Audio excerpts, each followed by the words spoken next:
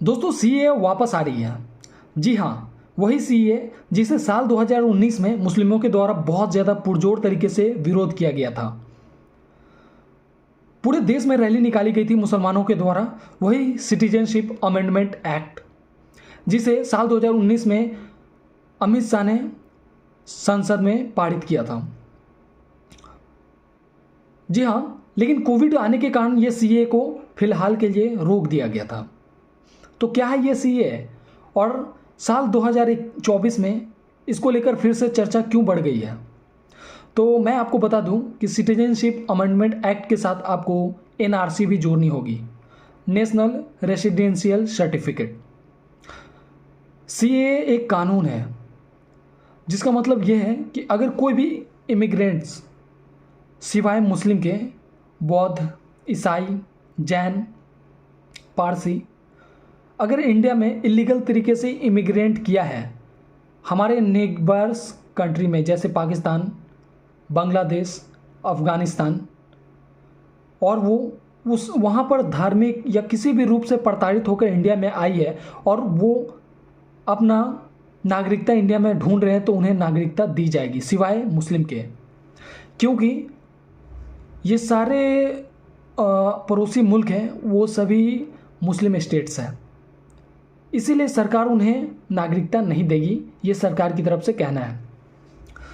लेकिन मैं आपको बता दूं कि अभी तक साल 2023 तक की हम बात करें तो 48 लाख यानी 48 लाख इलीगल इमिग्रेंट्स इंडिया में आ चुके हैं, चाहे वो हिंदू हो, मुस्लिम हो, सिख हो, बैध हो, जो भी हो। और अगर हम इंडिया में गवर्नमेंट की बात करें, अगर सरकार उनको नागरिकता देती है, पहली बात अगर हम सरकार की बात करें तो अगर सरकार उन्हें नागरिकता देती है तो उन्हें सरकार जॉब कहाँ से देगी, नौकरी कहाँ से देगी? वैसे ही इंडिया में अभी 8.1% अनएम्प्लॉयमेंट है। जी हाँ दोस्तों, अभी इंडिया में बेरोजगारी दर बढ़ती जा रही है, तो सरकार ऐसे में उन लोगों को रोजगार कहाँ से देगी, कहाँ से खिलाएगी उन्हें?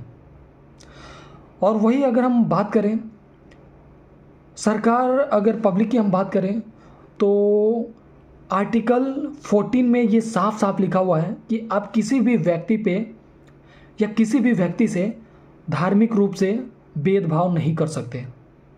तो ये संविधान को तोड़ने की कोशिश की जा रही है सरकार के द्वारा, क्योंकि आर्टिकल 14 में ये साफ साफ लिखा हुआ है कि किसी भी जाति धर्म के आधार पर आप किसी भी लोगों के साथ भेदभाव नहीं कर सकते।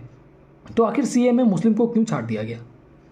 और दूसरी बात, सरकार से मेरा सीधा सवाल है कि अगर मान लीजिए कोई मुस्लिम किसी भी तरह से उनका कागज़ खो जाता है, या फिर आग लगने की वजह से, भूस्खलन की वजह से, या फिर भूकंप या फिर बाढ़ की वजह से सारे कागज़ खो जाते हैं किसी भी मुस्लिम के, अगर वो इंडिया का है और वो साबित नहीं कर पाया है सीए में कि वो उनके पास कोई कागज़ है, तो क्या उसे कोई भी नागरिकता नहीं दी जाएगी?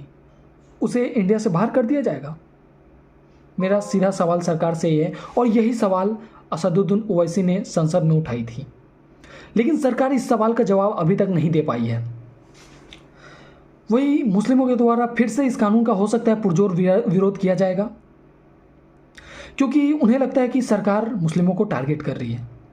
अगर हम जम्मू कश्मीर की बात करें तो वहाँ पर आर्टिकल 370 को हटा दिया गया, क्योंकि वहाँ स्पेशल उस राज्य को स्पेशल दर्जा दिया गया था। लेकिन यही दर्जा असम को भी दिया गया है, नागालैंड को भी दिया गया है, लेकिन लोग उस पर सवाल क्यों नहीं उठाते? क्या ये दर्जा वहाँ के स्टेट्स को ख़त्म नहीं होनी चाहिए? मैं ये सवाल सरकार से करना चाहता हूँ। बहरहाल इस सीए में यही चेंज किया गया है कि जितने भी बुद्ध, पारसी, ईसाई, जैन सिवाय मुस्लिम के अगर इंडिया में इलीगल इमिग्रेंट किए हैं तो उन्हें नागरिकता दे दी जाएगी, बशर्ते वो 31 दिसंबर 2014 से पहले इंडिया में आए हो तब। वैसे अमित शाह या फिर सूत्रों के हिसाब से ये पता चला है कि गवर्नमेंट ने गाइडलाइंस तैयार कर ली है इसे लागू करने के लिए सीएए को, और जल्द ही ये भारत में लागू होने वाली है। वैसे दरअसल कुछ स्टेट में लागू हो चुके थे पहले ही, लेकिन अब पूरे देश में ये लागू होने जा रही है। वैसे आपका क्या कहना है इस चीज़ पे, मुझे कमेंट बॉक्स में ज़रूर बताना, और क्या ये लागू होना चाहिए या नहीं।